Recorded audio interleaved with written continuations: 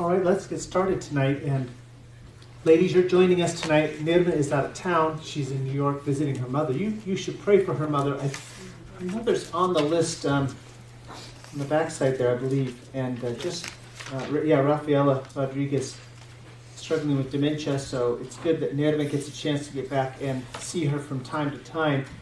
Just want to double check. Everyone should have one of these. This will help you because there's 4 questions in the bottom here. And I'm going to make you guys work tonight.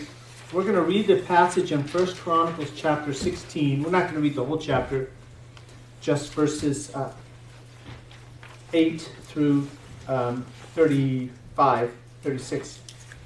And as we read those, I want you to note those 4 questions at the bottom here, because later I'm going to ask you which verses we can see the answers to those questions in. So, how does this passage show us that God expects all His people to worship Him? What imperative verbs does David use to show us some aspects of worship?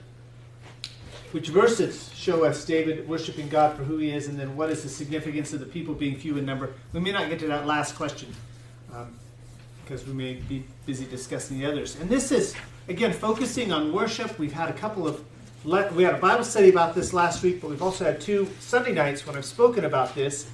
And you'll notice the first thing there at the top of your handout is 4 keys to worship. These are the same 4 keys we went over 2 Sunday nights now. One is that worship begins with who God is. So as we read through this passage, again, note the verses that show us that worship begins with who God is.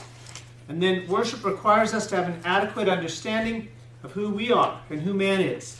Now that really doesn't come up in this passage. You might see it and that's fine, but we're not going to focus on that.